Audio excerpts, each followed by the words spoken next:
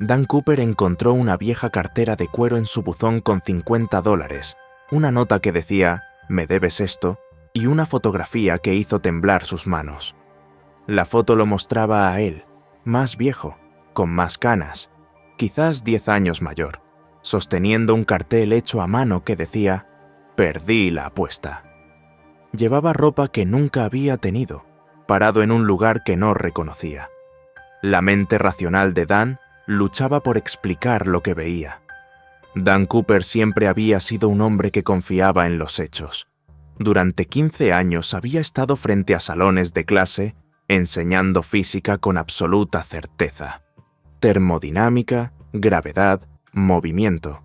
Estos eran los pilares de la realidad. Y los viajes en el tiempo. Eso era ciencia ficción, nada más. Su vida seguía patrones predecibles. Se despertaba a las 6:30, caminaba 3 cuadras hasta la secundaria Lincoln y regresaba a su modesto departamento cada tarde. A los 38 años, Dan había aceptado que su vida no era particularmente emocionante, pero tenía sentido. Un martes por la tarde de marzo, encontró algo en su buzón que no tenía ningún sentido. La vieja cartera de cuero estaba encima de sus cuentas, sin estampilla, sin sobre, sin remitente. Solo una cartera vieja con los bordes desgastados y el color desvanecido de café a beige. Dan la llevó adentro y la abrió sobre la mesa de la cocina. Dentro había 3 cosas: $50 en billetes nuevos, una nota escrita a mano que decía «Me debes esto», y una fotografía. La fotografía hizo que las manos de Dan comenzaran a temblar. Mostraba a un hombre que se parecía inconfundiblemente a él, pero más viejo. Quizás 10 años mayor, con más canas en el pelo y arrugas más profundas alrededor de los ojos. El hombre sostenía un cartel hecho a mano que decía «Perdí la apuesta». Llevaba una chaqueta verde oscuro que Dan nunca había visto y estaba parado frente a lo que parecía el interior de un bar. Dan se rió nervioso. Sus estudiantes se estaban poniendo creativos con la edición de fotos. Esto tenía que ser una broma, aunque no podía entender cómo habían envejecido su cara de forma tan convincente.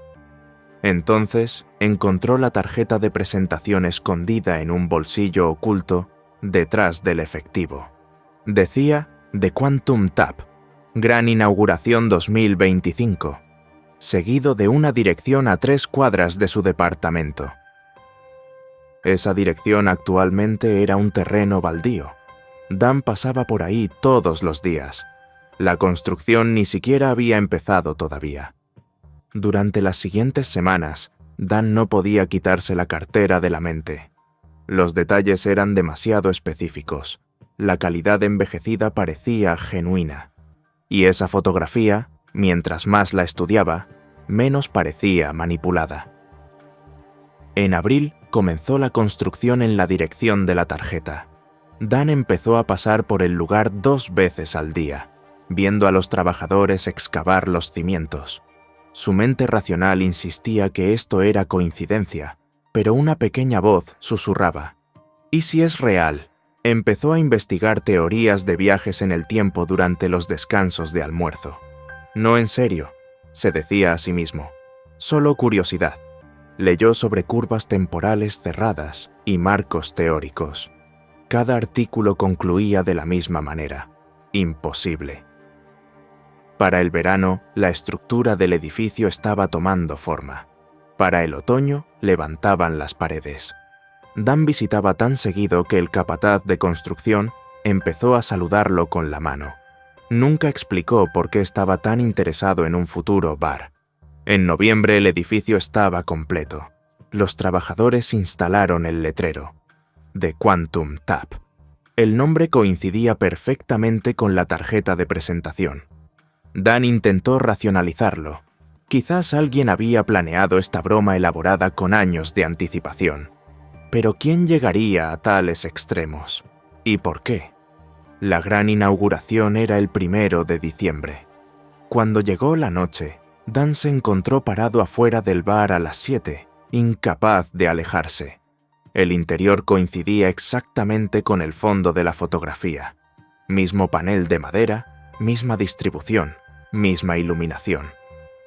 Dan se acercó a la barra con el corazón latiendo fuerte. Detrás de ella había un joven de poco más de 20 años con cabello castaño claro y una sonrisa amistosa. Había algo familiar en él.